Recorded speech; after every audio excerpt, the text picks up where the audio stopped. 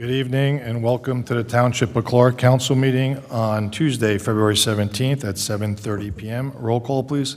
Councilmember Hoff. Here. Councilmember Hunt. Here. Councilmember Mazzarella. Here. Councilmember Miniti is absent. Councilmember O'Connor. Here. Councilmember Toll. Here. Council President Smith. Here. Please stand for the Pledge of Allegiance and a moment of silence. Allegiance to the flag of the United States of America and to the republic for which it stands, one nation, under God, indivisible, with liberty and justice for all.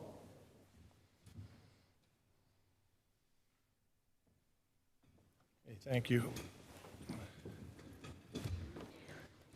This meeting is in compliance with the Open Public Meetings Act, Chapter 231, PL 1975, as adequate notice of this meeting has been provided by mailing the annual schedule of meetings to the Star Ledger, the Leader, and the Union County Local Source by posting such annual meeting schedule on the bulletin board in Town Hall reserved for such announcements. The official website of the Township, ourclark.com, in compliance with the PL 2025, C72, effective March 21st, 2026, and the proper filing of said notice.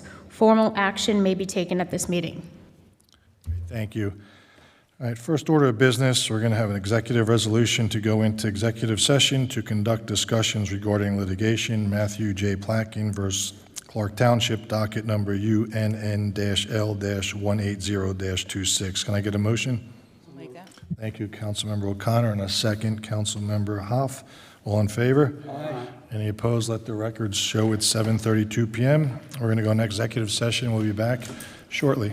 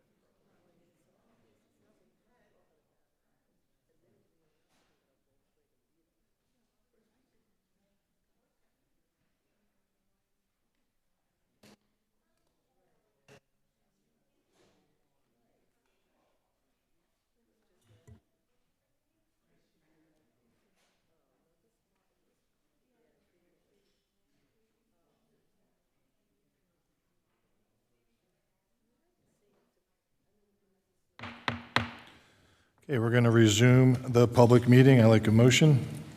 Thank you, Councilmember O'Connor, and second, Councilmember Mazzarella. All in favor? Aye. Let the time be noted at 8:13 p.m. Okay, now we're going to move on to communications from the mayor and reports of township officers. Mayor Albanese. Thank you, Council President. Okay.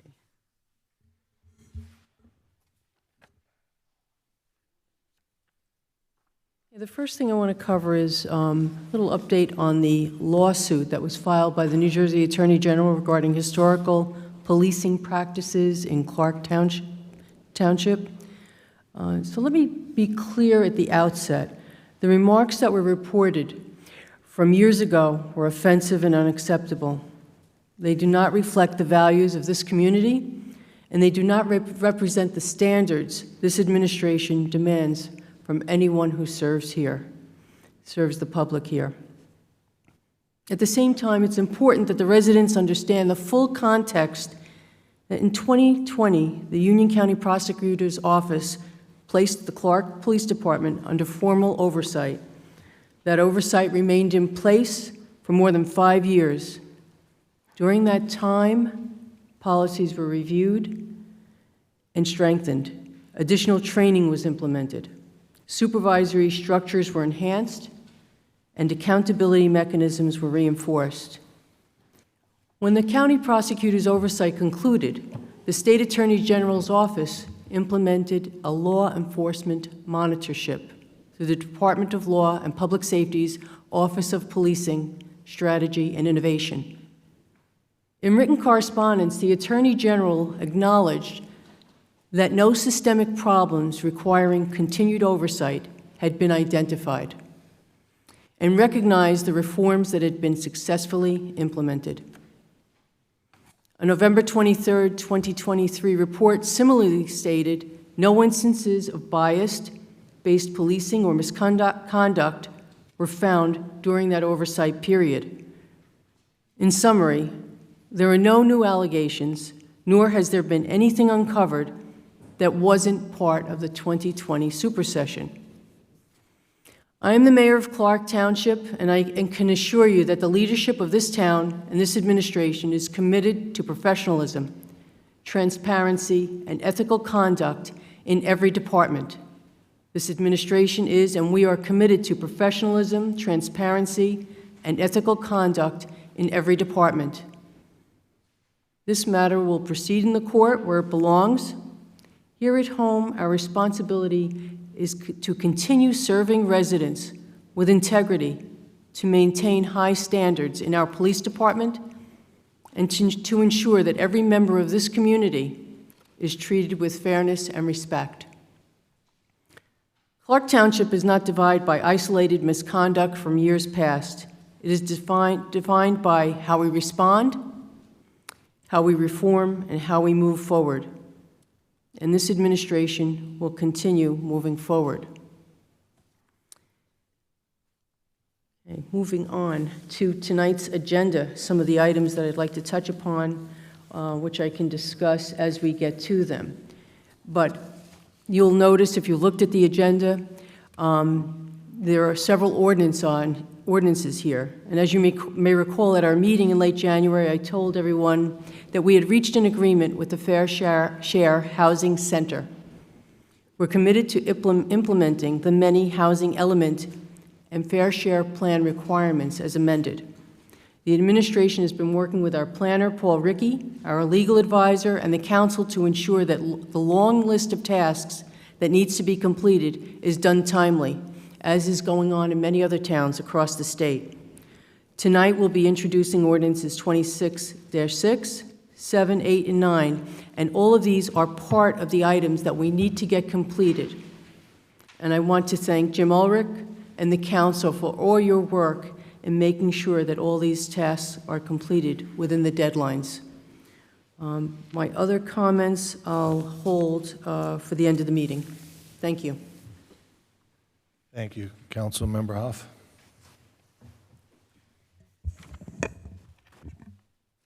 Thank you very much. Regarding the township report from the library for February, In January, the library had a total of 7,771 visitors and recorded 16,718 online visits, All of these events are found on the library's website as well as their Facebook page, but they are hosting at the library the Revolution New Jersey Traveling Exhibit, which is taking place it started on Valentine's Day until March 1st, and there's all things that are occurring during the American Revolution specific to New Jersey. There's Take Your Children to the Library Day on Sunday, February 22nd at 2 p.m. American Sign Language Story Time is taking place Thursday the 26th, and Betsy Ross event is taking place Tuesday, March 3rd, as well as a Celtic Music Journey with Heather Mulvey is taking place on Thursday, March 5th. Being part of the library board has been wonderful. There's some improvements that are going on over there, as well as amazing increases in resources, library of things, museum passes, etc. So I encourage everyone to please visit the library, visit the website. I'm sure you'll find something that's of interest to you. That's all. Thank you. Councilmember Hund. Thank you, Council President. I have the Clark Police Report for January 2026.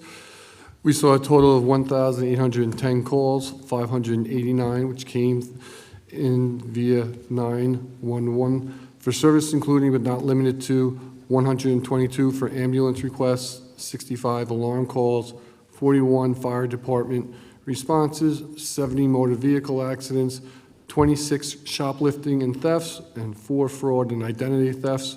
There's a total of 19 arrests, including but not limited to 6 for warrants, 9 for shoplifting, 2 for robbery, 1 for burglary, and 1 for aggravated assault. The Youth Aid Bureau handled a total of 8 cases, including but not limited to 1 for motor vehicle theft, 1 for shoplifting, and 2 for harassment. That concludes my report. Thank you, Mr. President. Thank you. Councilmember Mazzarella. Yes, thank you, Council President. This is my DPW report for this evening.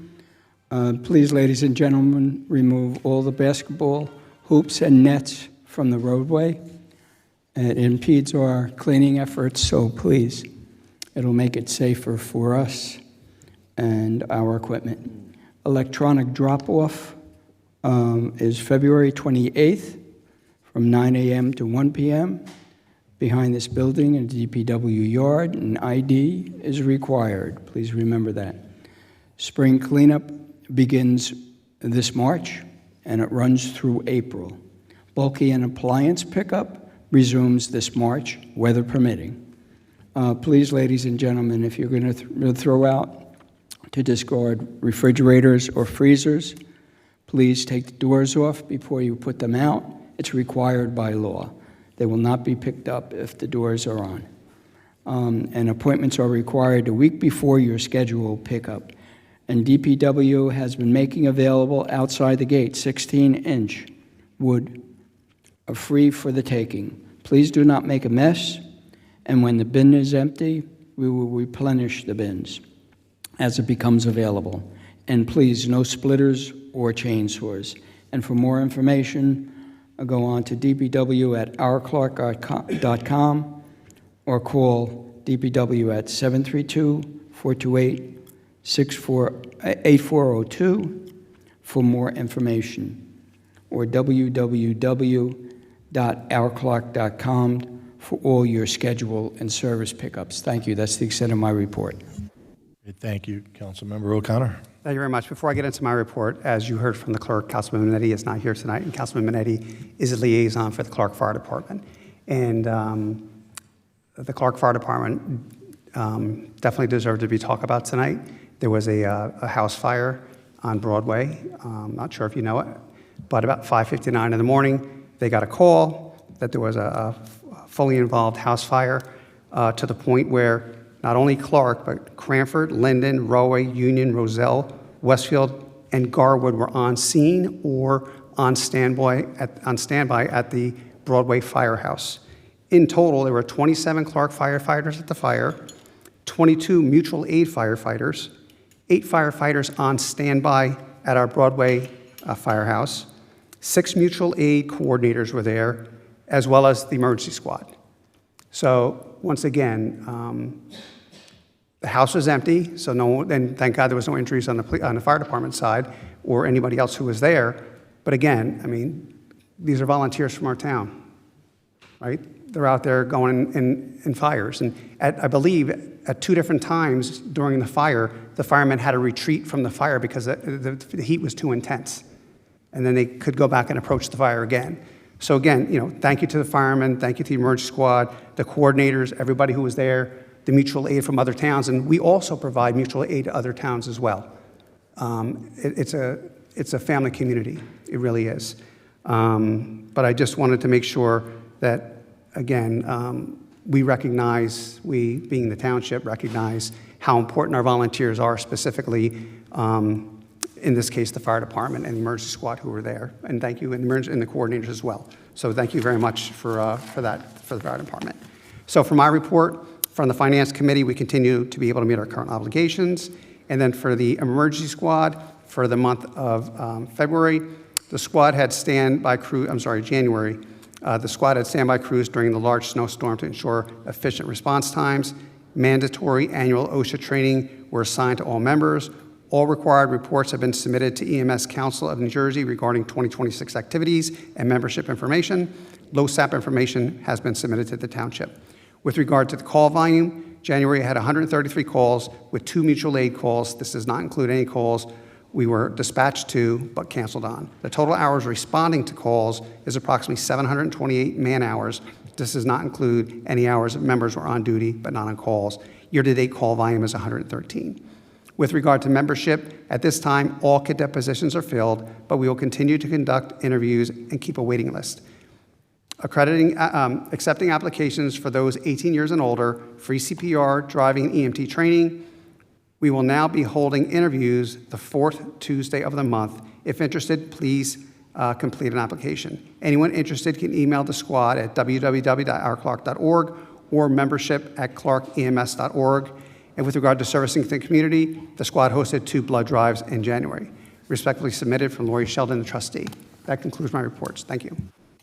Thank you. Councilmember Toll. Thank you, Mr. President. This past weekend, we, the mayor, Councilman Hund, and Councilman O'Connor, and myself, went over to the historic Rawway Cemetery, which is right on St. George Avenue, across from Chicken Delight, and next to the Merchant and Jober's historical home of Rawway.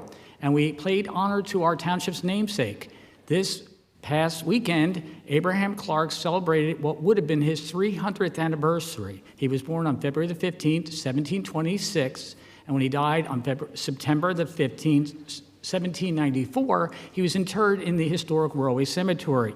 He was a part of the Revolutionary War of America and the independence and a signer of the Declaration of Independence.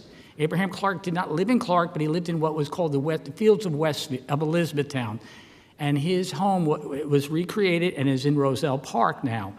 So if you ever have an opportunity to go over when the 4 centuries are open and all the historical sites of the different communities, you can go over and see what the Abraham Clark house was like, where it's a recreation of what he had and lived in. But Abraham Clark was known in the colonial times as the poor man's counselor. He turned and helped your local farmers to do ascertainment surveys and other things, but he gave of himself and didn't charge a lot of money because most people didn't have a lot of money back then. But Abraham Clark then went down and became a delegate for the Continental Congress that signed the Declaration of Independence. He put his life and his family's estate and belongings in jeopardy because the British came right through here from New York in through central New Jersey and Union County and went right through Clark, actually, which Clark was a part of Rawway. So it was only proper that we took the time this past weekend with our mayor and our council members to honor our township's namesake and hopefully bring a little recognition to somebody who we appreciate who put this country together and gave of himself so we might have what we have today. Thank you. Thank you. From the Recreation Department, our Director Ralph Bernardo would like to thank Clark Travel Basketball for their constant generosity to the Recreation Department year in and year out. It ultimately benefits all the citizens, specifically the children, the seniors. The Clark Travel Basketball not only gives monetary donations, but they recently purchased a new refrigerator and a standalone freezer, which are in the kitchen of the Brewer Cafeteria, which will be used by any organization throughout the year. And that's all I have this evening from the Recreation Department. Okay, we will move on to ordinances, appropriations, and claims. No objections have been received in connection with the proposed ordinances. Ordinance 2603, an ordinance to exceed the municipal budget appropriation limits and to establish a cap bank, NJSA 40A:4-45.14. Before I open this to the public, I just want to throw it over to our attorney for a quick second. Thank you, Mr. Council President. It was brought to my attention that in the first line of the ordinance that was previously presented to you, that the citation to the statute is slightly incorrect. That has been corrected to say NJSA 40:4-45.14 at sec. The A was added and the 14 was added. And however, I find that this change is not substantive or material because in the remainder of the ordinance, specifically in the heading of the ordinance and in several other paragraphs, the correct citation was provided, so I do not believe this is a material change, and you can proceed with the public hearing and adoption if you so desire. Great, thank you for clarification. All right, at this time, I will open the meeting to the public on this ordinance and this ordinance only. If you'd like to come forward, please state your name and town you reside in. You'll have 5 minutes of duration, and when you're finished, we will address any comments if needed.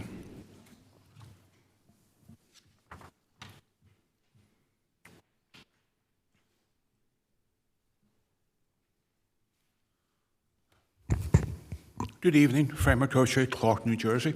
Simple question on this, and the way it reads is a little confusing. I do appreciate the clarification of some money errors there.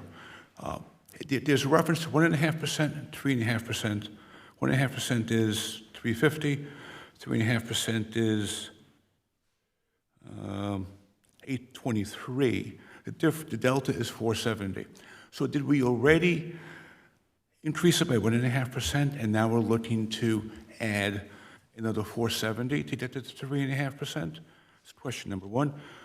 Question number two, it talks about, I guess, a bank for less, lack of a better term, and that for 2 years. So that would be carried over into 27 and 28 in case we needed more money?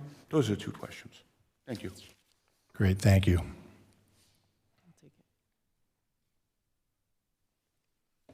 Anyone else like to come up on this ordinance? Okay, at this time, I'd like a motion to close the public hearing. Moved. Thank you, Councilmember Toll, and second, Councilmember Mazzarella. All in favor? Aye. Any opposed? At this time, a motion to adopt the ordinance. Yes, I'll move it. Thank you. Yeah, can I answer that question that was Can we asked? do it at the Or do you want to do that after the the motion? discussion? Yep, all right. Let me just, so Councilmember Mazzarella, can I get a second? I'll second. Second, and then any discussion? Go ahead, Mayor Albanese. Okay, this is a little confusing. So what this ordinance is about is there are two caps in terms of raising taxes. That's a revenue cap. And then there's an appropriation cap. And this is money that's spent by the township. Each year, the DCA comes up with a percentage of inflation that can be used. And this year, they gave us 1.5% increase. I mean, we know it's all higher than that, but they are permitting 1.5%, okay? But what you're allowed to do is pass this ordinance, and you're allowed to budget up to 3.5% if the council approves it. So you're allowed up to 3.5%. Once, there is a good reason for doing this ordinance, and that is if you have appropriations that are higher than the 1.5%, you can go up to 3.5% in your spending. Okay? If you don't go up to that amount or whatever is left in that amount, it can be put into a bank. Because we know that some years we have more expenses than others, correct? So that's the reason for this ordinance. I hope that answers the question that you were asking. And after you get this current year's excess that's left to spend, and then you bank it, and then that bank expires after 2 years. Okay? Great, thank you. Okay, roll call, please. Councilmember Hoff. Yes. Councilmember Hund. Yes. Councilmember Mazzarella. Yes. Councilmember O'Connor. Yes. Councilmember Toll. Yes. Council President Smith. Yes. Motion adopted. Great, thank you. The ordinance adopted.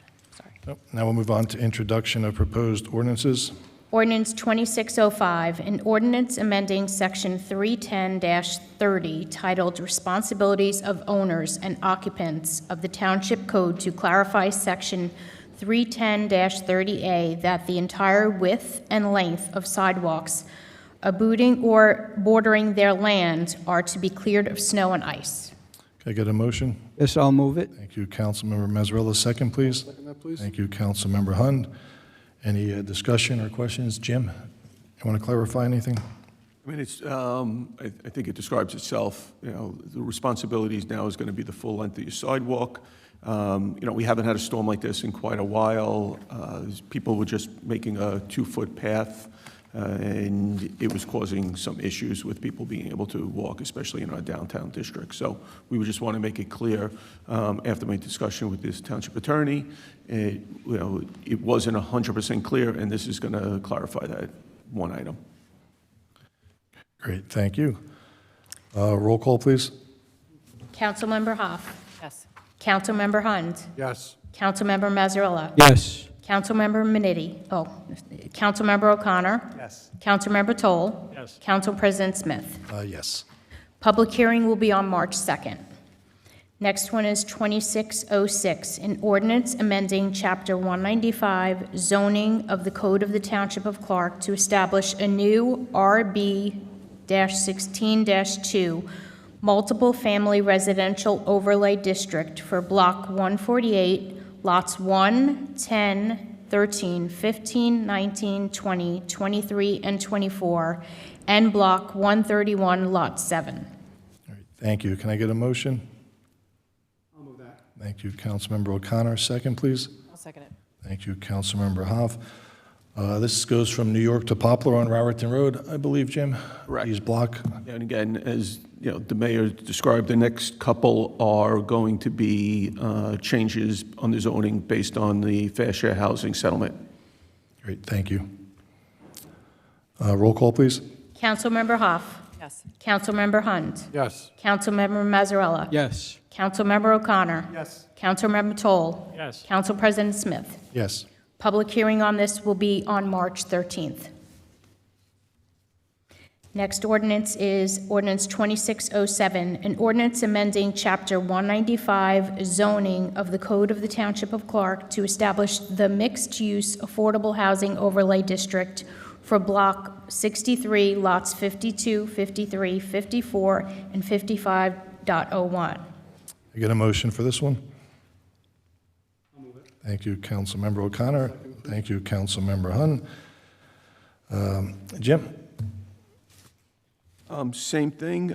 This is Raritan Road, you know, from Brookside Apartments straight up through the end of the post office, between the post office and the veterinarian, all of Clarkton and the chiropractor that's prior to the Clarkton Center. Great, thank you.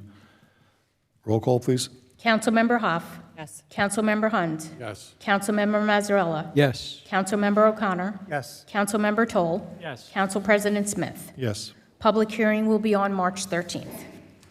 Ordinance 2608, an ordinance amending Chapter 195 zoning of the Code of the Township of Clark to establish a new age-restricted/senior housing overlay district for Block 52, Lot 15.0101. Can I get a motion, please? I'll move it. Thank you, Councilmember Mazzarella. Second. I'll second it. Thank you, Councilmember Hoff. And that's the Grand Centurions property, I believe. You have anything else to add to that, or cut and dry? Part of the agreement. Great, thank you. Roll call, please. Councilmember Hoff.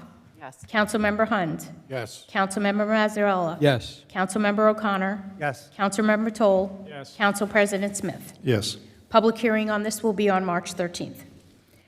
Ordinance 2609, an ordinance adopting an affordable housing ordinance and development fee ordinance in accordance with the Fair Housing Act, Uniform Housing Affordability Controls, and NJAC 5:99-1. Can I get a motion? Thank you, Councilmember O'Connor. Second, please. I'll second it. Thank you, Councilmember Hoff. Jim, you have anything to add for that? Yeah, this is an update to the affordable housing ordinance. So from the town, what our responsibilities are, fees associated with affordable housing when construction's taking place. It's actually 47 pages of, legalese, and we've gone through with the affordable housing attorney, our planner, our engineer, myself, and, it's what we agreed to, increase and change as part of this process. Thank you. Roll call, please. Councilmember Hoff. Yes. Councilmember Hunt. Yes. Councilmember Mazzarella. Yes. Councilmember O'Connor. Yes. Councilmember Toll. Yes. Council President Smith. Yes. Public hearing will be on March 13th. Thank you. Okay, now we'll move to payment of claims. Councilman O'Connor. Thank you. I have reviewed the bills through February 11th, 2026, at $152,521.86. Great, thank you. Okay, now we're going to move on to the citizens' hearing on the agenda. Public comment portion of the meeting is to allow the public to bring to the council's attention their concerns or comments in accordance with NJSA 10:4-12A in the Code of the Township of Clark. Each person addressing the council shall give their name and town in which they reside to the clerk. All remarks shall be addressed to the council as a body and shall not exceed 5 minutes in duration. At the conclusion of the statements or questions from a member of the public, the council president, his or her discretion, may choose to respond or not respond. Floor is yours. Frank McCrochet, Clark, New Jersey. To try to keep this short, because there's too many comments and a lot of things to do here tonight. So maybe if we go back to, what was it, intro 3, the wording, I think the BA gave a great explanation, and I think I heard that folks in the downtown district aren't shoveling their sidewalks. So can the rules that have already been on the books be enforced, right? It was traveled portion of the sidewalks. Now we're changing it with a lot more specificity, full length, end to end, not only on your land, but on the, what's the word what you use? Abutting and adjoining. So I'm not quite sure what that means, right? And what that means for me as a homeowner from a tort liability perspective. So if my land abuts somebody else, am I obligated to shovel this sidewalk? Probably not. But it's just the wording is, I guess, intended to be clearer, but raises some things. It doesn't also, if you're going to change it, then add in the crosswalk stuff. I think that would be important as well, because I couldn't find that in the township code. I did find for fire hydrant removal, it was 3 foot by 3 foot all the way around. All right, next.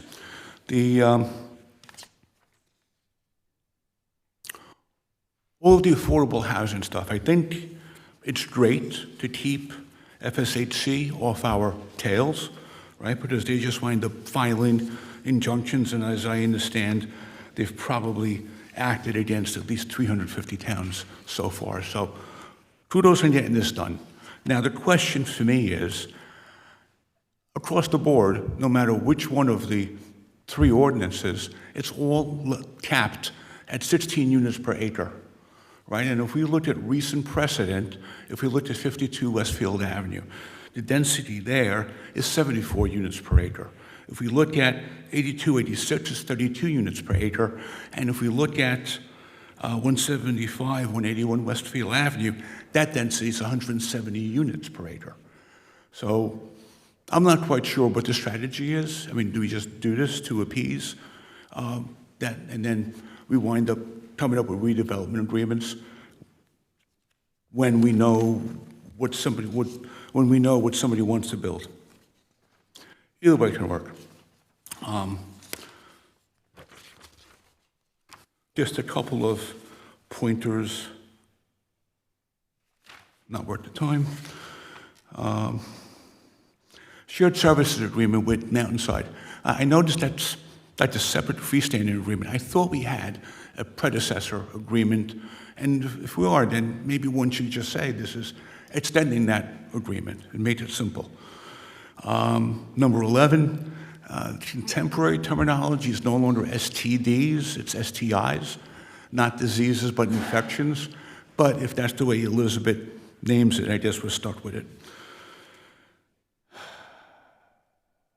Right, and then tax appeals, 15 and 16, as I understand, those are reductions in the assessment, not reduction in tax.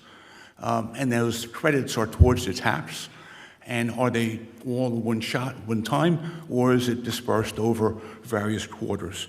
And, you know, it's also interesting if you look that as you get further or closer, in 2025, the reductions are more than they were 24, 23, et cetera. I'm not quite sure I comprehend that, even though we had our tax assessor a while back. I'm still fuzzy on that. Okay. Enough for now. Thank you. Thank you.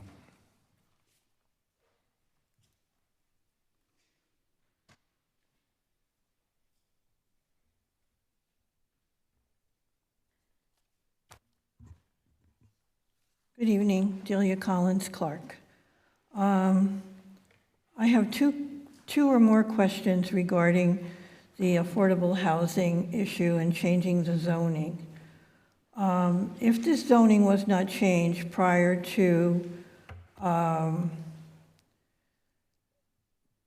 any kind of selling of the property, who would have to change the zoning if this was not done by the township? My other comment is I thank Mr. Ulrich for explaining to the people of Clark via his explanation of where these properties are. It was very hard to find information, even on the overlay, and all the information took 2 or 3 people to figure out what properties were involved.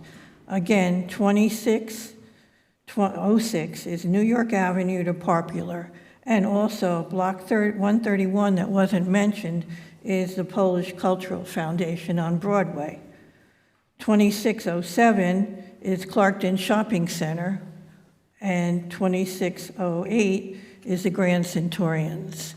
So a lot of this was on social media, but there are people in town that are not on social media, and I'm glad that it was explained this evening. Also, I'm very concerned about this March 13th meeting at 2 p.m. on a Friday. You don't get many people coming to a meeting at 7:30 p.m. during a weekday. Having it at 2 p.m. on a Friday, we have a meeting scheduled on March 2nd, which would be the workshop meeting.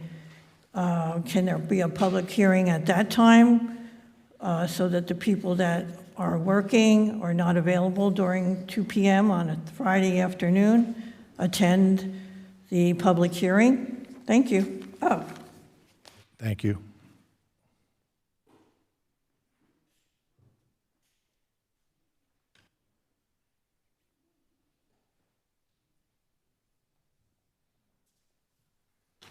Hi, Nancy Twaskis, Clark.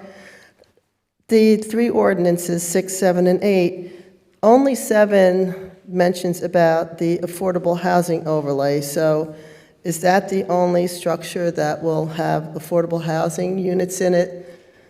8 will be the senior housing, that's obvious, and 6 will be just a multifamily dwelling without the affordable housing requirement. Thank you. Thank you.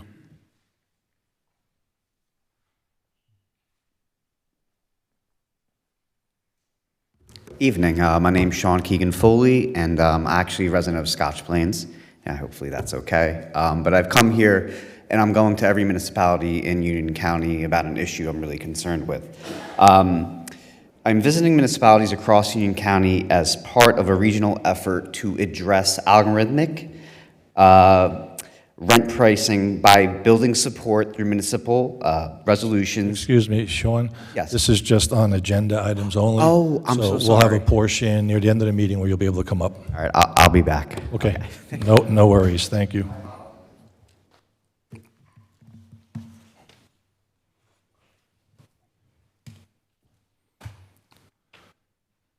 Okay, seeing no one, I'd like a motion to close this portion. Thank you, Councilmember Tolk. I get a second? Thank you, Councilmember Hund. All in favor? Aye. Any opposed? Mayor or Jim, do you want to address any of the questions? One of the questions I want to address is what Delia Collins brought up about the dates. Now, the planning board, as you know, only meets once a month, the first Thursday. So we'll have the first meeting in March before they have a chance to look at things and pass those on to the council. So that's why we need a special meeting, because everything's due, I believe, the 15th? March 15th, I believe. March 15th. So that is the reason for the special meeting. So it'll be to approve items that were approved by the planning board. Yeah, the state gave us a very tight window to get this all accomplished, and that's the reason for the rush to get everything done by certain dates. Jim, you have anything else to add? Yes, some of the other questions. The properties that we mentioned today are in addition to the properties that were in the first, second, and third round. So it's not like these are the only properties. So everything that we originally zoned in the downtown village district, the Exxon gas station, or the former Exxon gas station on Raritan Road, are all still going to be part of the affordable housing. And even the gas station, they wanted us to make that an area in need of redevelopment. That's coming up in the next meetings. So that'll also be done by the 15th. The question on, I guess it's 15 and 16. Yep, that's one-time credits are issued. And, it's not going to be over, multiple years. And the shared service with Mountainside, I think the attorney, the shared service agreements are only for 1 year, and we have to renew them every year. So we would love to have multiple years, but we can't do that. And the STD clinic, again, that is that's how it's referenced in Elizabeth, and I'm not sure what other things we could do about it. And quite honestly, I don't think it's that important, but I think that got all of them. And just on the sidewalk, back to Mr. McCose's comments on it, it says sidewalks abutting or bordering their land. So you're responsible for the sidewalks on your property. Is that correct? I don't know. I didn't even look at that. Hold on. I mean, I think that might be even something that's more for the attorney to respond. I can try to address that, Mr. Council Yeah. President. The budding and adjoining language is from the existing ordinance. That language is not new to this ordinance. What is new is to make clear that it is the entire length in front of your property and the entire width in front of your property. And abutting is next to. So it's whatever's in front of you, in front of your property, that would be the responsibility of that property owner. Thank you for the clarification. Okay, now we'll move on to consent agenda resolutions. The following items are considered routine and non-controversial items by the Township Council and will be enacted upon one motion. There will be no separate vote on these items unless a council member so requests, in which the event will be removed from the consent agenda to be discussed and voted on following the approval of the remaining items listed on the consent agenda. Number 8, requesting approval to authorize an emergency temporary appropriation in accordance with NJSA 40A:4-20, current fund. Number 9, accepting the donation of one trailer-mounted message sign from the Borough of Roselle Park to the Clark Police Department for traffic enforcement. Number 10, authorizing the mayor and township clerk to execute a shared services agreement with the Borough of Mountainside, whereby Clark will provide a studio production associate to facilitate the borough's media needs. Number 11, authorizing the mayor and township clerk to enter into an agreement between the Township of Clark and the City of Elizabeth Division of Health STD Clinic. Number 12, council as the pool utility, authorizing the pool rates and fees for the 2026 pool season. Number 13, authorizing the tax collector to make the proper adjustments for 100% property tax exemption of Block 51, Lot 17, in accordance with the directive from the U.S. Department of Veteran Affairs. Number 14, authorizing the tax collector to make the proper adjustments for 100% property tax exemption of Block 52, Lot 6, in accordance with a directive from the U.S. Department of Veteran Affairs. Number 15, authorizing the tax collector to settle a tax appeal for Block 70, Lot 28.01/C0002, as authorized by the Tax Court of New Jersey, with credit issued in the amount of $48,837.53 for 2024 and 2025. Number 16, authorizing the tax collector to settle a tax appeal for Block 92, Lot 1, as authorized by the Tax Court of New Jersey, with credit issued in the amount of $27,356.30 for 2018, 19, 20, 21, and 22. Number 17, appointing Dante Tignini as a regular member of the Board of Adjustment to fill the unexpired term of William Helm. Hey, can I get a motion to adopt moved, Mr. the President. consent agenda? Thank you, Councilmember Toll. Can I get a second? Thank you, Councilmember Hoff. Roll call, please. Councilmember Hoff. Yes. Councilmember Hunt. Yes. Councilmember Mazzarella. Yes. Councilmember O'Connor. Yes. Councilmember Toll. Yes. Council President Smith. Yes. Thank you. Is there any new business on the calendar? There's no new business, Mr. Council President. Thank you. Okay, now we'll move on to public comments. At this time, I'll open the meeting to the public. Public comment portion of the meeting is to allow the public to bring to the council's attention their concerns or comments in accordance with NJSA 10:4-12A and the Code of the Township of Clark. Each person addressing the council shall give their name and town in which they reside to the clerk. All remarks shall be addressed to the council as a body and shall not exceed 5 minutes in duration. At the conclusion of the statements or questions from a member of the public, the council president, his or her discretion, may choose to respond or not respond. So if anyone would like to come forward, you have 5 minutes of duration, please do so.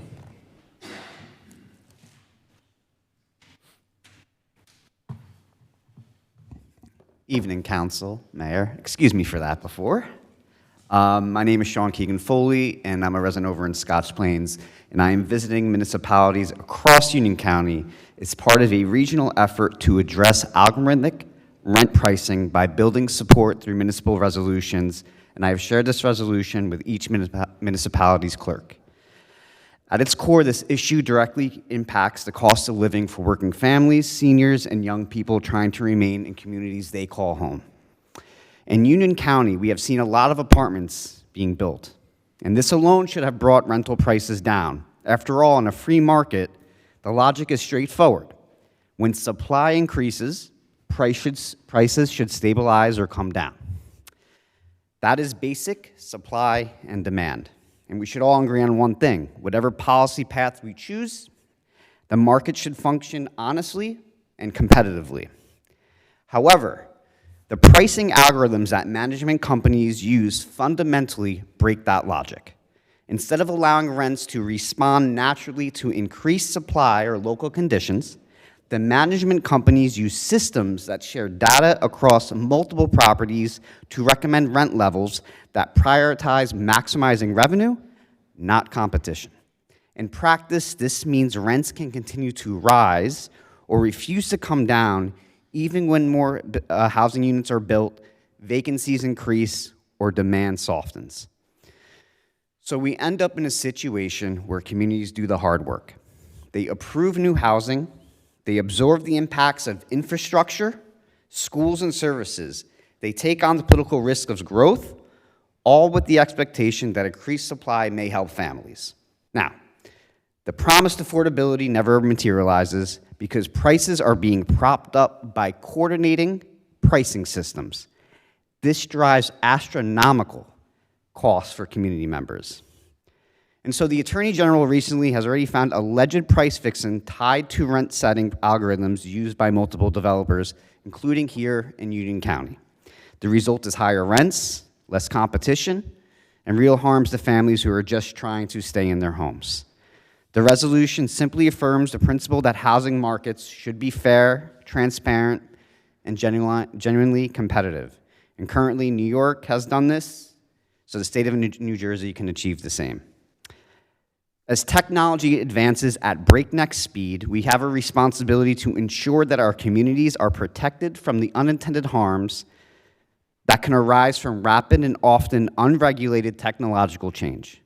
Allowing these systems to operate unchecked is like leaving cash out of the front counter of a bank instead of securing it in a vault. The incentives are too strong and the risks to the public too great. And finally, I want to add, as a former elected official, I was a councilman in Garwood. I understand the time, effort, and care that can go into the work you all do. And I want to be clear that my advocacy on this issue will always come with the utmost respect and professionalism. And I also recognize that with the start of a new year, budget planning and other factors are understandably top priorities. And regardless, I felt it was important to show up personally, introduce myself, and raise awareness about this issue that is actively harming families across New Jersey. Thank you for your time and consideration. Thank you, Mr. Foley.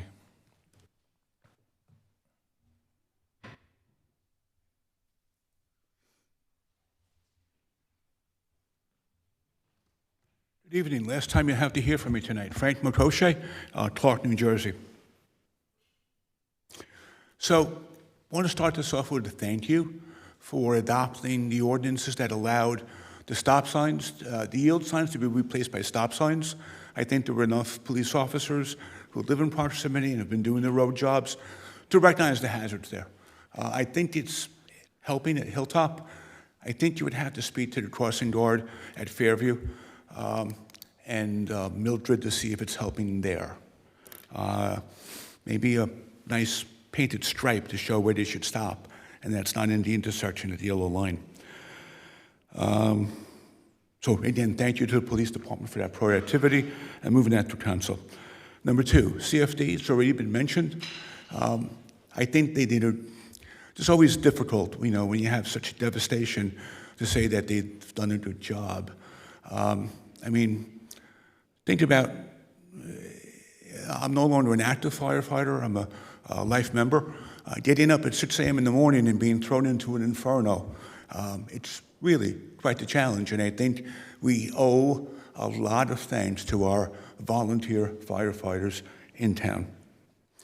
The reason it's hard for me to say, gee, it's a good job, which is a devastation, but typically in places like the city of Elizabeth, Plainfield, you have one structure on fire. Before you know it, the next exposures wind up on fire and maybe sometimes in back. So they did a good job in protecting the exposures, the Charlie exposure on Prospect and the Delta exposure on Broadway.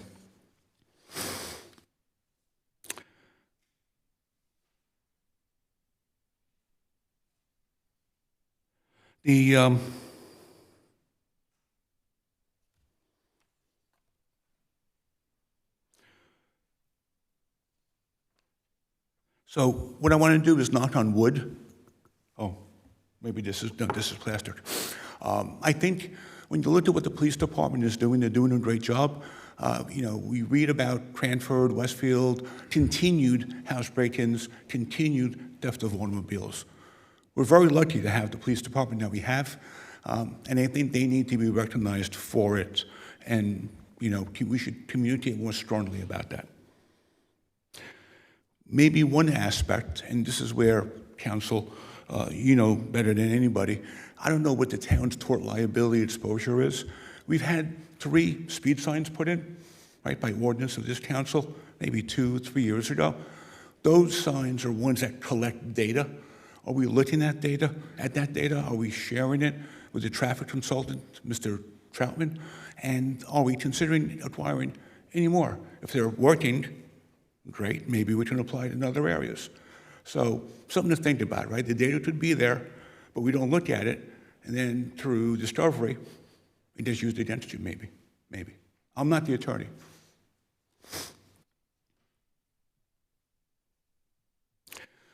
I think when we looked at what DPW did, they did a great job.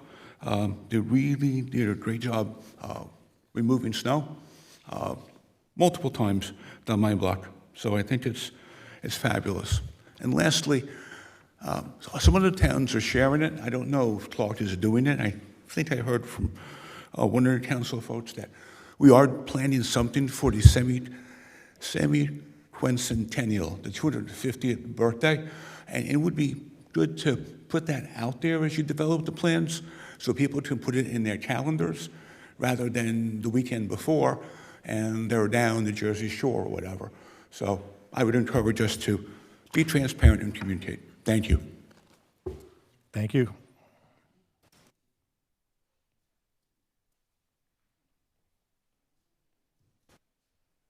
Good evening, Council. Glenn Fogarty, Clark, New Jersey. Live off Lake Avenue.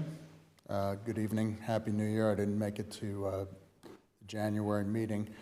I want to express my support for, I believe, what Mr. Keegan was saying. I particularly find some of these algorithms fairly sinister and Orwellian that are being used by these corporate landlords. Also, I am aware of a pattern of some of these landlords, these large corporate landlords engaging in a pattern of harassment against older residents, particularly those that are grandfathered in at lower rents. If they harass them enough about trumped up claims of untidy conditions, or your porch has a grill on it or something like that, even if it's an electric grill, they write them up and then they use them as an excuse to non-renew their lease, and then gut the place and then charge twice the rent in existing apartments. And this is unfair to especially older residents and people who have been there.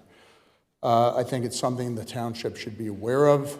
Our older residents are a key part of this community, and that includes renters as well. And these algorithms are very unfair as well. You know, we live here, we're from here, we love our towns. We shouldn't be subject to Orwellian algorithms and harassment by out-of-town corporate landlords. Furthermore, I want to address this absurd civil rights lawsuit that was instituted by the outgoing person who I refer to as Little Matty. I want to give him my award. As my family on my mother's side came from communist Czechoslovakia. We were aware of Stalinist tactics, so I want to give him my award for the Lavrentiy Beria Award for 2026. Who was Lavrentiy Beria? He was the head of the Soviet NKVD who engaged in kangaroo courts and defamation against anyone who didn't fit the program. I support our police department. Our police department is not racist. You don't want to be arrested, then don't speed along Lake Avenue. I myself, coming from Scotch Plains, have been cut off on the right side on the bridge by someone going 45, 50 miles an hour, passing me on the right. So you want to pass through Clark, don't speed. Furthermore, we have Latino police officers. Are they racist too, Mr. Platkin? So Mr. Beria said, show me the man and I will show you the crime. So when it comes to this, show me the town and we'll pour on the slime. This is defamation against Clark. This is defamation against our police officers who work hard every day and deal with bad actors on our roads. And for the town to be slammed again because we're a corridor to the Parkway. And people come through here in a rush and they're speeding any which way you go. We have shopping centers here now. There's chaos in that parking lot at Whole Foods. You want to take your life in your hands some days, go to that parking lot. And I'll bet you a lot of those people are not Clark residents. So I find this action, this parting glass of hemlock on the part of Little Matty to be disgusting. It's partisan, it's defamatory, and it's an insult to our police department and our police officers. It's absurd, it's totalitarian, and it's ridiculous. Thank you. Good night. Thank you, Mr. Fogarty.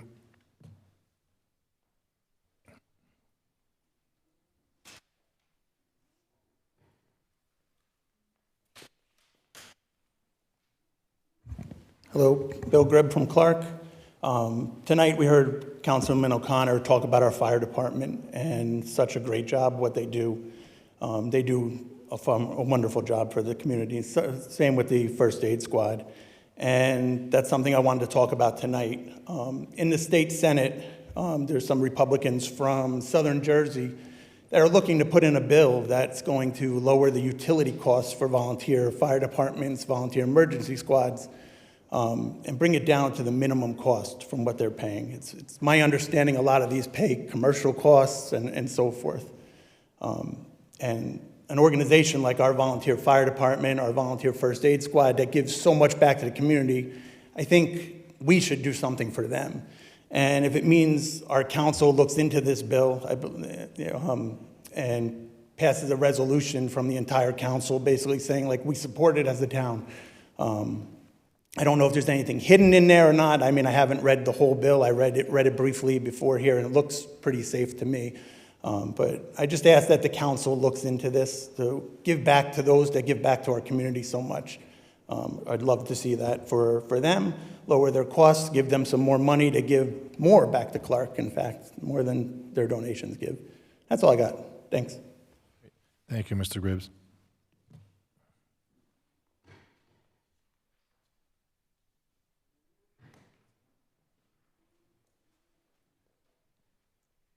Hello again, folks. How are you? My name is Gabrielle Ruda. I'm from Clark.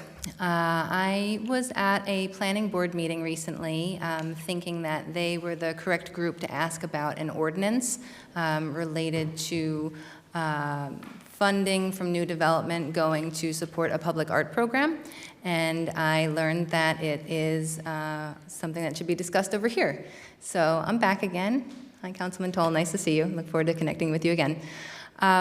So I would like to request that the council members create a percentage for art ordinance to tie X amount of funding related to, let's say, all new development moving forward in Clark to create a body of art exhibitions, public sculpture, rotating murals throughout town, working with businesses, both larger corporations in town and small businesses, to create a more revitalized community and sense of well-being and a generally warmer, more aesthetically pleasing downtown, particularly Westfield Avenue. But I think it would be something that would be useful in the various pockets of town that we utilize every day.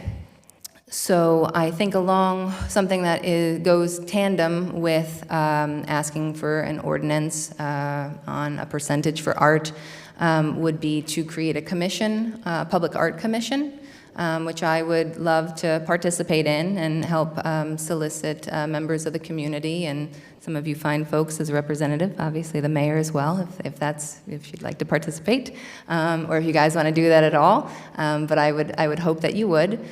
And we could, make a much more robust community for our older residents and for children, and to have people for us to have a different perception about ourselves through art that honors our history and focuses on our growth and celebrates industry in this town. And also at the planning board meeting, I suggested the idea, which, for the record, the clerk should note, it's actually my mom's idea. She told me when I got home that it was her idea, and I didn't credit her. But if anyone had ever thought about developing Campbell Place in town, Campbell Place is the small block between Dairy Queen and the Cardsmart into a pocket park to try to take back some green space there, and put some seating and perhaps that fence that separates the public road from the Polish Cultural Foundation. That could be a place that could have artworks on it, murals on it, or beautiful lighting, or native planting in the ground there, because it's kind of otherwise just an extended, entry ramp into Dairy Queen. So I don't know if that's something that starts with you guys, or how that would happen, or who funds that. But I'd be happy to get out there and help jackhammer that street away to make it more beautiful for our residents. So that's all I have this evening. But I would really love to see art come to this town and foster that in any way that I can. So thanks very much. What happens with the ordinance? Thank you for your time.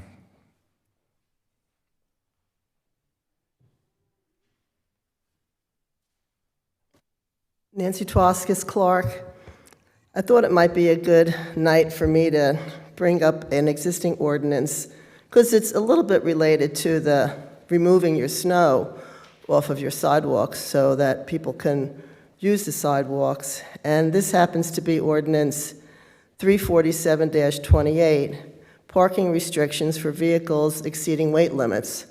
I'm not going to go through reading the whole ordinance, but in general, because it's worded right here, I'll read that part. Only passenger-type vehicles which are not registered commercially or used for commercial purposes may be parked upon any roadway within the township. All other vehicles, such as recreational vehicles, campers, trailers of any type, trucks, tractors, semi-trailers, boats, work vans, work equipment, or construction equipment, whether registered commercially or not, shall not be parked upon any roadway within the township. And there are times of day, basically it's 24 hours a day, that they can't be parked there unless they're doing something within 200 feet of where they're parked. Sometimes I feel like Clark is becoming just a big DPW town with all these commercial vehicles parked all over the street. People have driveways that they could be parked in, which they're not using. They're parked close to fire hydrants, and I think it's time the Clark educate the residents, because I'll assume the residents don't know. They are not deliberately not following the ordinance. They probably just don't know there is an ordinance. There is a question I have, though, on Part C of this ordinance where there are certain exceptions, and it's any truck of less than 2 tons unloaded weight. I'm not really sure what kind of truck that applies to, but that's probably just kind of an insignificant thing. But maybe I'm wrong, but to me, if everybody's driving around, you have to see all of these commercial vehicles parked all over the streets. And I think something needs to be said to make residents aware. And maybe by me speaking here, some residents will be aware that watch live or watch it on YouTube, but it probably, I think it's more appropriately coming from the government of the town to enforce ordinances, or why bother having them? Thank you. Thank you, Nancy.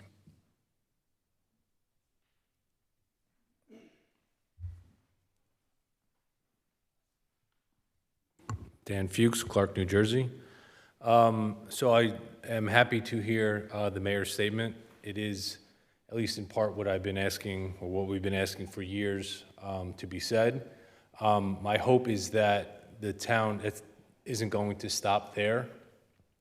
I'm not saying that there has been a problem in the recent years. I know it's been pointed out, but maybe we shouldn't open up old wounds and stuff. But our reputation is what it is, and we need our leadership to get us past that. So I feel like this is a good opportunity. Sal's gone. Hopefully those police officers are gone soon, to sort of seize this opportunity and just, I don't know, almost like rebrand the town. The artwork sounds like a great idea. I just don't want that statement to be the end of this, and then we just say, hey, we're so perfect, nothing's happened in a few years, and move on. I think Captain Akabu and the police department have done a really good job the last few years, point of pride in this town. I think the volunteer program obviously did an excellent job, but these things are not going to be highlighted so long as we have that reputation that we have. Because God forbid something happens in this town, whether we deserve it or not, it's going to be on the news, it's going to be same old Clark.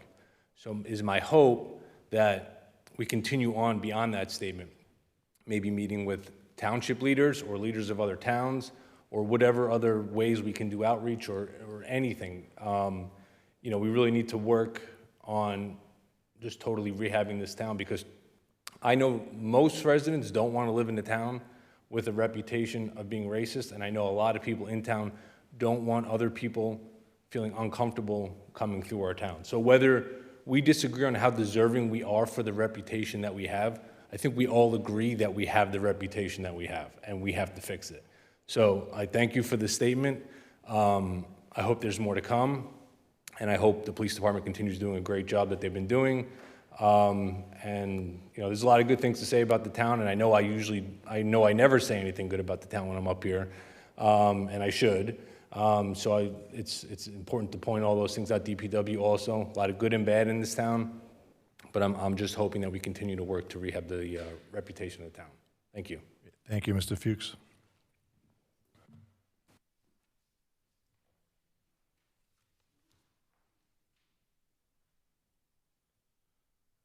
Okay, seeing no one else, I'd like a motion to close the public comments portion. Thank you, Councilman O'Connor, and second, Councilmember Hund. All in favor? Aye. Any opposed? All right, now we'll move to closing comments, and we'll address some of the, I guess, the questions or comments that were made in our closing comments. Go ahead, Mayor Albanese. Okay, let me start out with, first of all, Pat, thank you very much for that detailed report for Jim Minetti on the firefighters. That really gave a picture of what was happening at that place. And as Frank said, really the saving grace is that, first of all, no one was hurt.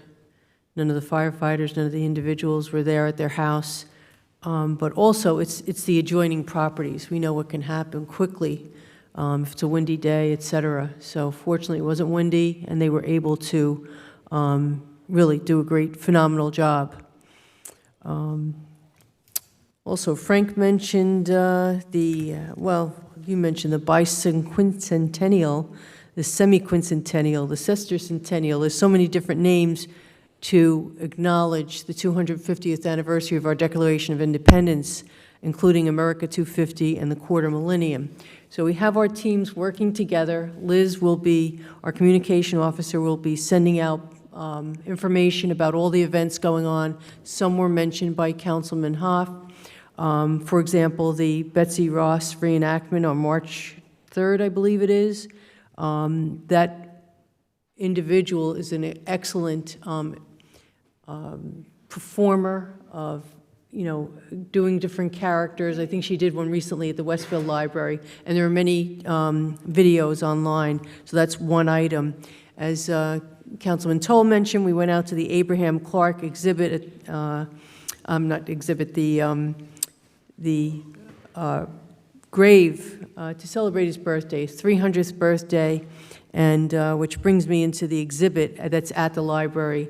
We have an exhibit going on right now called, it's on loan to us, thanks to Jim Ulrich in coordination with the Board of Education, John Pingor, and others who were involved in getting the exhibit on our list of places to visit, and it's right now in place at the library, and it's called Revolutionary Lives, and it's about the average lives of individuals who lived in that time, but also there's information about what happened in New Jersey, what was going on in New Jersey, which is a very historical place. So hopefully you'll take advantage of that exhibit. It's on the second floor, and it will be there until March 1st. It takes about a half hour to walk through, look at the items. Maybe it'll inspire you to read a biography about one of the individuals and learn more about what was going on in the lives of those people and how it relates to us today, how we deal with our everyday lives.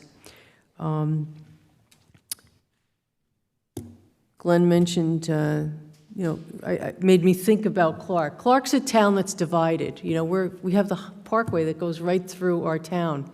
So many towns come through our town. We're a cut-through town, and we have about 47,000 cars a day go through our town.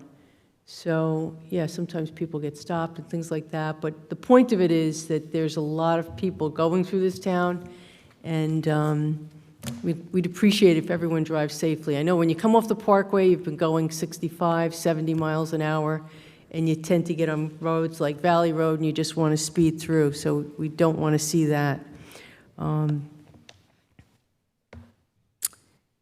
Let me see what else. Oh, it's that time of year for individuals who were 65 in 2024. They're probably familiar with the PAS-1 form. The checks have gone out for the Stay New Jersey benefits, part of them. In February, the freeze payments have been paid earlier in the year, Anchor. So now it's this time of year, the new books are coming out for the PAS-1. So if you turned 65 during 2025, you can apply for some of those programs, and you may qualify for at least one or more of them. So last year, we had some seminars that we presented to the senior citizens, and then also had a meeting here, and we're planning to do the same thing. So the tax collector, Laura Calliguire, myself, will be here on April 16th, which is a Thursday night at 7 p.m., to go over any questions that people have. We're happy to help individuals get answers to their questions, as well as we're going to be, on the first Thursday of the month, Ralph Bernardo has a senior citizen meeting. At the end of that meeting, on April 2nd at 1:30, Laura and I will be there to answer any questions, explain information about the program. So I wanted to bring that up.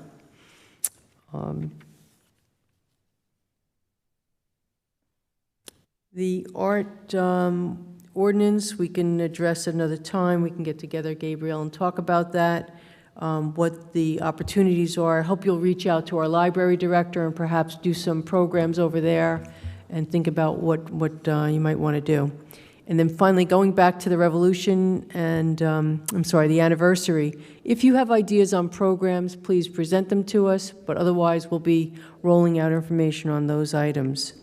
And then finally, Council President Smith thanked the travel basketball team, group for their donations. We appreciate that very much. And I encourage everyone, if you're a basketball fan, to go out to the tournament. We have the largest tournament in New Jersey here for basketball. We have 212 teams coming here from throughout the state of New Jersey. And everyone loves to visit Clark because it's been getting bigger and bigger each year, that program. And the games will continue until March 1st. And it's truly March Madness over there. Games going on at the Recreation Center and at Comf and at the high school. So it's a full plate load, and I thank the police for stopping by and checking in on things from time to time. So if you're a basketball fan, please come out, cheer the kids on. They have 32 brackets, 17 boys, 15 girls, grades 3 through 8, and they've been working hard all year, and we wish them all the best of luck, and hope they have a fun time. That concludes my comments at this time. Thank you. Councilmember Hoff. Thank you, Council President. Thank you very much, Mayor, for the statement you gave tonight. Fully support and appreciate everything that you said. Continue to thank the DPW for the work that they're doing.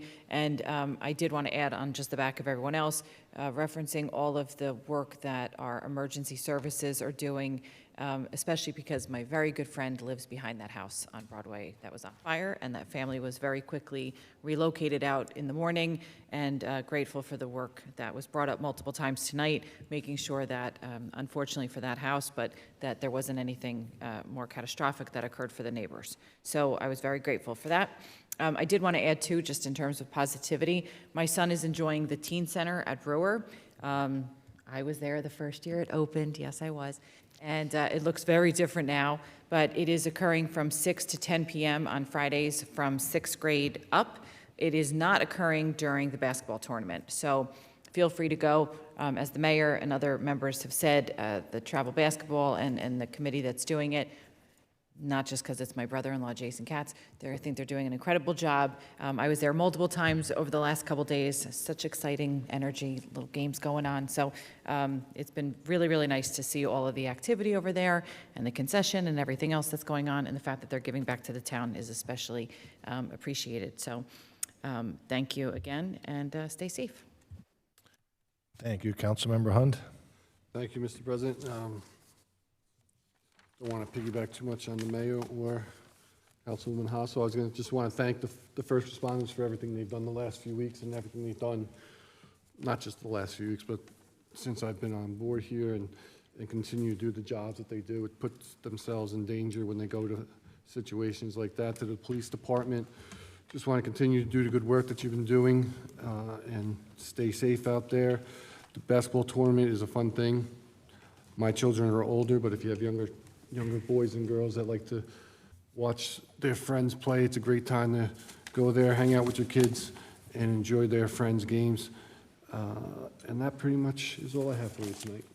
Thank you. Thank you. Councilman Mazzarella. Yes, thank you, Council President. I just want to take a moment to give a special shout out to all of the fire personnel, the EMS, police, and DPW personnel who responded to that devastating fire that we had recently.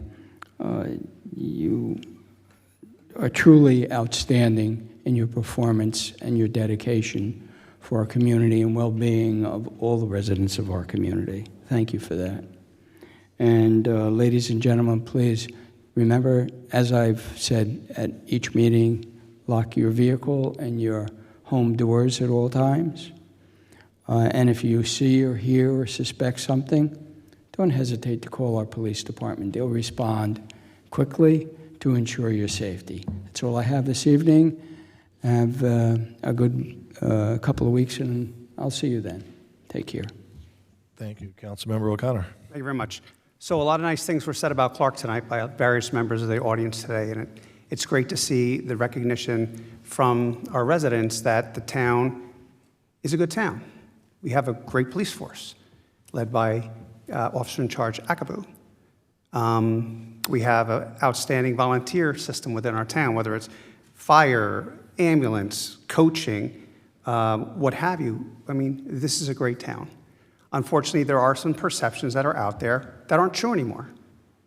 Clark is a great town. It's a great place to be. I think Clark's almost pretty much full. People like living here. I like being on a governing body. I like the fact that I was born and raised here and never moved, because Clark's a great community. So thank you tonight to those who spoke in positivity of the town and recognizing that Clark is a great place and continues to be and will be in the future. Thank you. Councilmember Toll. Thank you, Mr. President. I'm going to start off with this, and I'll keep it quick. 189 Broadway.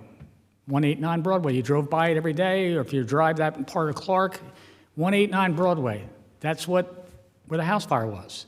You drove by, it used to be a Cape Cod, and it got morphed into a larger two-story structured house. The residents have been there for quite a while. The house was built in 1958, 59. We know it in town as 189. When I campaign, hi, how are you? I hope everything's okay. Do you need something? Yeah, slow down the cars. Number one issue out of the homeowner. But when you're driving through the town, you see a landmark house like that, you're like, oh, okay. It's just Clark. It's a part of the community. But when you go by today or tomorrow, you're like, holy cow, it takes you back and shocks you, because now you look at that house. And the word devastation was used tonight, and it's the truth. You look at that house, you're like, did anybody survive? The intensity of that fire burnt out from the garage, first floor, up through the kitchen, and took the entire side of the house out. And the firemen, if you look at the website, ourclark.com, they have a video of it showing the process of the fire and how they attacked it. Very educational, very informative, and you learn a lot, but it shows how they attacked that fire. Incredible. But it also makes me stop, and I hope others in this town going, that house was always there. What happened? It was an incident. It's now an historical event in the history of the township. And we only had, the question I like to throw out is trivia. What was the last house fire we had in town? Schmidt and Klaus, a year earlier. Schmidt and Klaus, people we know, had a house fire over there. And hopefully, I don't have to say this again, in a year's time, they had another house fire. But these things do happen. It's unfortunate. But we had to stop and take a moment and say, holy cow, and slow down on Broadway, because that's the one residents along Broadway always bring up to my attention. It's the cars are speeding. You go down near the firehouse to go into the firehouse on Broadway. The cars are speeding. You're going to get rear-ended because people are driving too fast in this. So I'm piggybacking two issues on this. But when you see something, go over to 189 Broadway, that's the house number, and you'll see that devastation. You'll be like, thank God nobody got hurt. And hopefully people will take the steps to fire prevention And the fire department are always advising us on how to take care of your home and make sure things like this doesn't happen. And hopefully it was nothing, whatever. The point is, we must take care and watch out for our neighbors. Now, a couple other issues got brought up tonight. Frank, we are not going to let the 250th anniversary go by without any talk. I will say this to you and answer your question a little bit more informative. We've been working with the mayor. Who else goes out into 5 inches of snow in Rollway Cemetery on a cold day to lay a wreath to somebody who's been dead for 250 years? Yes, we will do more, and we will have more for you. I have a whole bunch of ideas in this head, and you have to put them into a process to make sure that the community can react to it, that there's money there, the laborers, the people are there to volunteer. You can't just say, oh, I need you, I need you, I need you. But I know a lot of people, when the finger comes pointing to them, that they'll get up and they'll help. They always do. And that's why once we get a uniformed outline of what we're going to try to accomplish, I have the ideas. I'll tell you the next date, April 11th. April 11th was the first town hall meeting in the township of Clark. And a cow by the Scudder family walked into the meeting. We did something in 1989, maybe we'll do it again. We're going to see, can we get something together quickly and efficiently and publicize it? Gabrielle and I had a conversation on the phone, and I tried to say to her, great ideas, but let's see how we can implement your ideas. How do we take a piece of art, what do you use, this bottle, if this is art, if you want to interpret this as art, and how do we tell somebody who buys a piece of property, well, you got to put this beautiful piece of art and hire this group and hire that group. How do we have that right? So I have to go and take your ideas and go to a lawyer who's going to say, what are you looking for us? And we tell them what we're looking to do. If you're talking ordinances, that's great. But we have to create by the laws. And that's where, does this go into the plan? Is it going to cost $50,000? It's going to cost $50 million. You just don't know. But that's where you can take an idea and we're going to try to implement it into the governmental system. Okay, same thing like I'm going to go back 37 years ago. When we were doing the anniversary stuff for Clark in 1989, to run fireworks, you had to go through the fire department, you had to go to the police department, you had to go through the state, the county. You had a whole checklist to go through. We did it one year, 89, then we did it in 90. And because of what we did, it became a regular occurrence and a part of the township's budget and process, and it ended up getting moved to where somebody who has a part of the job, they weren't hiring somebody, they were here. It's a part of the recreation, which it should have been originally, and it was. So Ralph Bernardo gets not stuck, but another labor of love. Ralph keeps getting all the extras put on him because he does such a great job, and we love him. So, yes, Frank, we're going to have more stuff historical when it comes, and what we're going to be doing for the 250th. Gabrielle, yes, we're going to have a continued discussion about what we can do to implement art into the community's facade. Okay?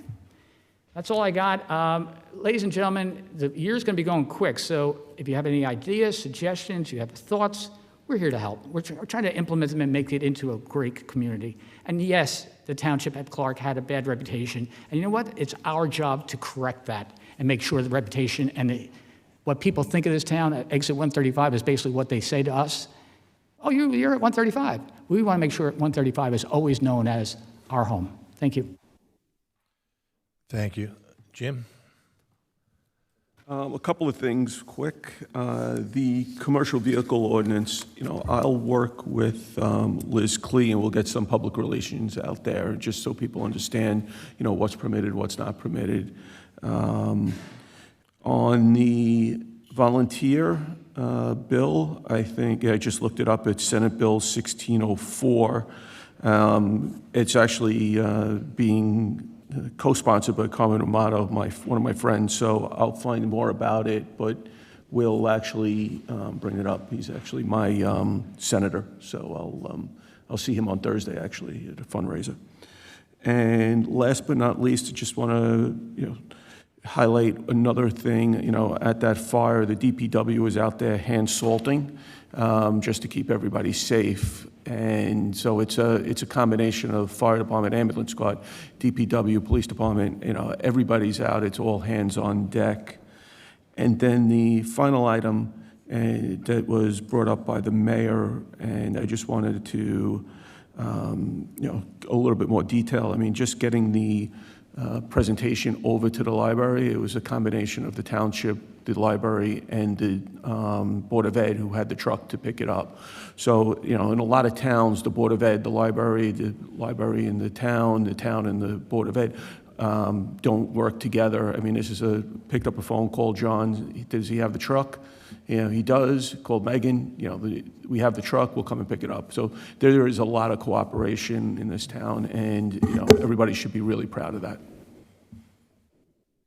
Great, thank you. Madam Clerk, do you have anything? No, thanks. Counselor, you have anything to add? No, Mr. Council President. The last thing I just want to close with, as the mayor mentioned, the Clark Travel Basketball Board every year. This is the 21st year putting on the basketball tournament. I started with them in the second year when we had about 80 teams, and I believe 12 of them were Clark teams. So out of the 212 teams, they go all the way from Middlesex County all the way up to Sparta, Montvale, out west into New York. We played 179 games between Thursday and yesterday. I want to give thanks to Jason Katz, who is the tournament director. He spends 5 or 6 months of his time coordinating this, putting all the information out there, getting the registrations, getting the teams registered, and then putting the brackets together in all the different divisions. I also want to thank just Jason Ham, who's the president, and the Clark Travel Board, which I am a part of, but specifically Mike Pozick, who retired from his job a couple of years ago with Verizon, and he's been an integral part of this tournament. He sits in the same chair in room 2 for the last 21 years, but he does so much for this town, and his children have been out of this travel basketball league. I believe his son Michael is 28 or 29, and Michelle is 30 or 31, so he's been out of it about 15, 16 years, so he still continues to give back, and the rest of the board. So it's a huge undertaking. There is a full concessionaire. If you have nothing to do this weekend, you want to come see children in grades 3 through 8 play basketball, boys, girls. It's in both gyms at Brewer. It's at the 2 gyms in the high school and also at Kumpf Middle School. It's a fun event, and we have 2 more weekends to go. We have about another 220 games to be played until we crown our champions. So on that note, I'd like a motion to close. Thank you, Councilman Toll. Second? Thank you, Councilman O'Connor. All in favor? Any opposed? All right. See you in 2 weeks. Or first, where are we? Lost track. First and third Monday of the month. Thank you.